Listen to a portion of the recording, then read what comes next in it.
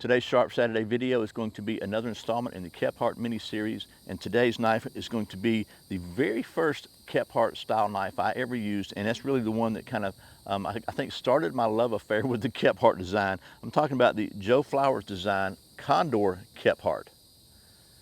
Obviously we're going to compare that, as always, with the BK62, which is Ethan Becker's, I guess, tribute to the original Horace Kephart design knife.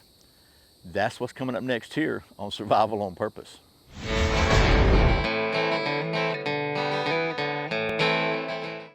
Welcome back to Survival on Purpose, your home for trustworthy information and gear reviews related to camping, survival, and general preparedness for regular folks. My name's Brian. Thanks for joining me. And as I said, today's video, we're going to take a look at the very first Kephart style knife I ever had the pleasure of using, the Condor Kephart, designed by Joe Flowers, made by Condor Tool and Knife in El Salvador. And the first one I got a chance to use was sent to me on loan from a longtime viewer, Jake, 5 or 6 years ago. Thankfully, I was able to test it out and send it back without breaking it, but I liked it so much that I bought myself one. This is the one I bought. Been saving it to make this video. And yes, by the way, I bought this one just like I bought this Becker BK62 to show you, which makes this a very good time to say thank you to the folks at Big Daddy Unlimited for making these Sharp Saturday videos possible. And the way they do that is because they help provide funding for me buying this kind of stuff, because if you join Big Daddy Unlimited at my link at survivalonpurpose.com/BDU, and you get your first month's trial membership for just 99 cents. If you like it and you think it's a good deal for you and you stick around and you pay them either 10 bucks a month or 99 bucks a year after that, they'll throw me a couple of bucks. So if it's a good deal for you, it helps the channel and helps me buy stuff like this to show you. So anyway, that's Big Daddy Unlimited, survivalonpurpose.com/BDU. So anyway, that being said, let's talk about these knives. We are not at the cutting edge high-tech outdoor testing facility at Survival on Purpose Worldwide headquarters today. So instead of the old stump top, I'm gonna take you down the old picnic table. We'll compare these two knives, talk about the specs, and then we'll get to doing some of that knife stuff. Okay, here are the two knives in comparison. And the one on top here is the Becker BK62, which is the Ethan Becker version of the original Kephart that he was able to get his hands on. He was able to get his hands on one that had not been used, but it was commissioned, or I guess designed by Horace Kephart. And so this is as close to the original design as is available today. And then this is the Condor Joe Flowers version. And a little bit of similarities and a little bit of differences, but let's just talk about it. First of all, the overall length of the Kabar version is 9 5/8 inches, and the overall length of the Condor is a little bit shorter at 9 inches. The Kabar has a 5 1/4 inch blade of 1095 steel, and the Condor has a 4 1/2 inch blade of 1075 steel. So they're a little bit shorter and a little bit different steel. And you can see, I don't know if you can see this, try to show you. The Condor is, the spine of the blade is a little bit thinner up top here than the Becker, or the Kabar. And then the weight on these, the Kabar is 4.4 pounds, and the I think 0.4 pounds is probably somewhere along the line of maybe about 7 ounces. And the Condor is 4.6 ounces, so a little bit lighter. The Kabar comes with this really nice leather sheath. Both the knife and the sheath are made in the USA, and the Condor comes, as usual, with a really nice leather sheath as well. A little deeper carry sheath. The handle comes down to about right here, and both the sheath and the knife are made in El Salvador. Really, really high quality stuff coming, in my opinion, coming from Condor. They're really well known for the quality of their leather sheaths too. This is a really serious, solid, heavy-duty leather sheath. There's that. Let's talk about the handles. Both have walnut handles. The Kabar is a little stained, a little deeper. The Kabar has actually screws that you can remove. The Condor has pins, more like the original.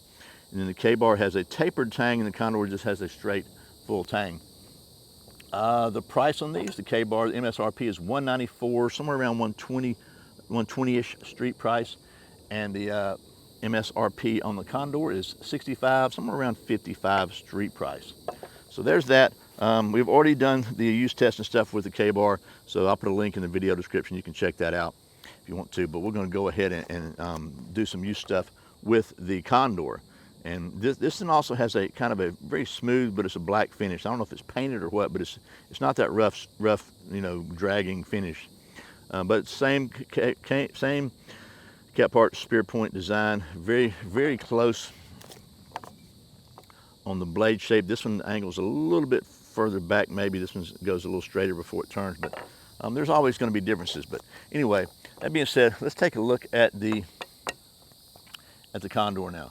And so I got this piece of really solid dead wood. It was down, but you can see it's been on the ground. There's some water stains here and some water here. So it's been raining for a couple of days here. So if you needed to, and by the way, I cut it with my Agawa Boreal 21 saw, really handy saw to have. If you need to start a fire, you might need to get into some of this. So that's where I think batoning comes in useful.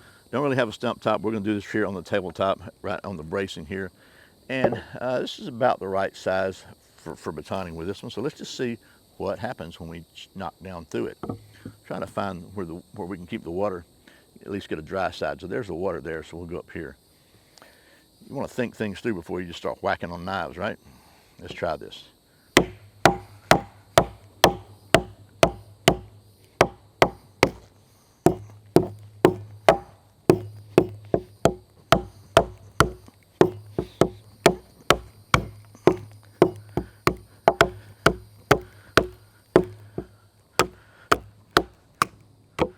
Okay, so you can see we got the water side, the wet side here, and the dry side here. So we're gonna put that out of the way. We're gonna chip a couple more out of the old dry side here if we can. Let's see. Once you get down this small, it's a lot easier. Okay, so split it down to some center dry wood. So let's see if we can now carve some curls out of this stuff here. And this has a full flat ground with a secondary bevel, so it's a nice edge on it, man. Oh, you know what I forgot to do? Dadgummit, forgot to do the old redneck sharp test. So let's just see.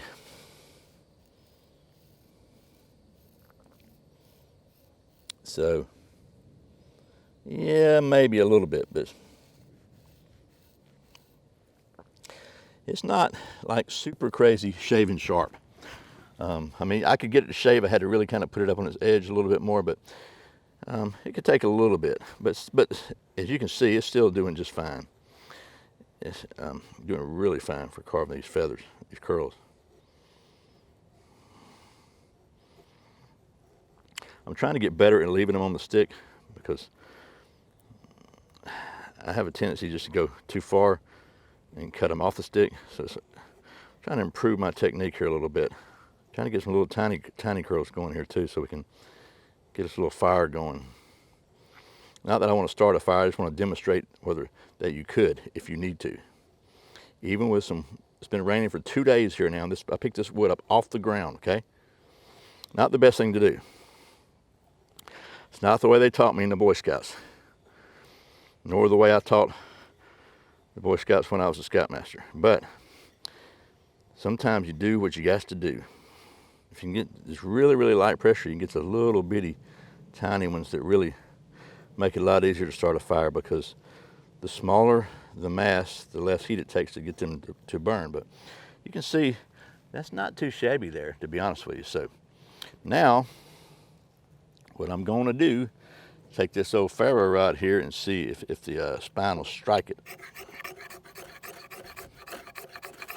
And it will. It's not super sharp though.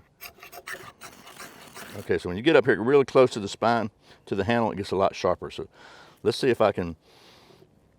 I'm trying to do this on camera, which makes it a lot harder, to be honest with you, because I don't want to get where you can see it. So let me just pop that there and see.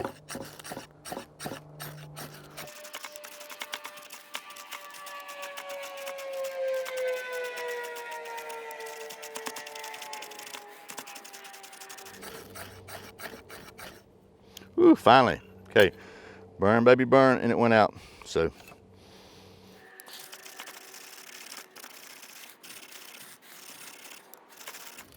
okay, we got it going now. Is it going to stay burning? It's burning, but I think I put it out again. It's just really damp. Okay, but I'm going to endeavor to persevere because I don't like giving up. And then, of course, when push comes to shove, I take out my favorite ferro rod and I do that. And there we go. You can see even now, even with that, it's not wanting to stay burning. It's just really kind of wet. So that should show you how wet it is.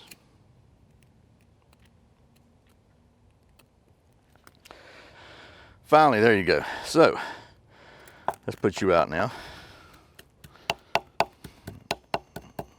Set you on the side until you go completely out. And just for kicks, I got a little bit of the old fat wood here, because you know me, right? Let's make sure, see if we can scrape some fat with this thing.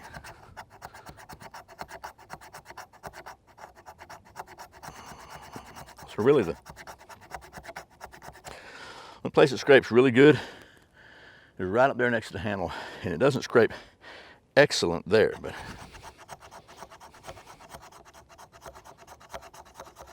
but to be fair, the original has nowhere that'll scrape. So, you know, I think Joe's trying to be true to the original. Joe's a knife historian, so I'm sure he knows that about this knife. But, whoo man, just another example of why I love me some fatwood. Okay, well, that was a hopefully reasonable look at the very first Kephart style knife I ever got to use, and I still like it a lot. It's the Condor Kephart from Joe Flowers. And let me just wrap this up. A couple things I didn't mention about this, I'm gonna go ahead and mention them now. The handle on the Kephart, on the BK62, has got this nice little flare at the end with a little bit of bevel there that allows you to kind of choke up on it here and pinch it with your fingers, and really fits really well. And it also has this kind of a swell there, right? Joe's design does not have that swell there. It does have a very comfortable, slimmer handle. You can see the difference in width too. This one's a lot wider this way, top to bottom. But it also has the kind of a finger guard here. Nice and rounded, comfortable. It's a very, very comfortable knife to use. This one is every bit as comfortable to use as this one to me. Again, this is one of the most comfortable knives I'd ever used the first time I used it. And I've been using knives for a lot of years, playing in the woods as a Scoutmaster and a Boy Scout before that, and just you know, playing in the woods a lot. And this one, again, was one of the most comfortable knives I ever used. And so I kind of fell in love with the Kephart design. This probably is really the inspiration for this whole series. So anyway, that being said, I think it did a really good job. I wish this, look, the biggest thing I don't like about this is I like a sharp spine on my knife. A lot of people don't. I get it. I do. I like to be able to strike and scrape and stuff like that. So that's just me. But the price on this one is, again, about half the price on this one. And so I certainly think is way more than half the knife. I don't know if this is twice the knife. I'm not knocking either one of them. I like them both. But as usual, I'd like to ask for your opinion in the comments below. Let me know which one of these, between these two, which one would win your pick. And got maybe, we're about getting close to wrapping this thing up. I don't know if I've got one or two more or not.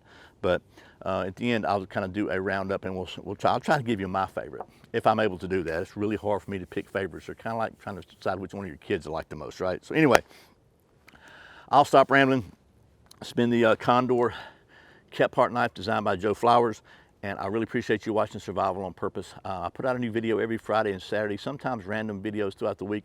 Had a lot of people tell me that they've not been getting notified whenever I put out a new video. I mean, I'm putting out 2 a week, so if they're not showing up in your inbox, maybe you want to go to survivalonpurpose.com/subscribe and get signed up for my weekly email newsletter. Every week I'll send you an email with links to all the current videos and usually some kind of old videos, so you can see that I've always been a doofus. It's not just a recent event. So anyway, I really appreciate the support once again. My name's Brian. You're watching Survival on Purpose. Remember, survival's not an accident, so be prepared, and I'll see you next time.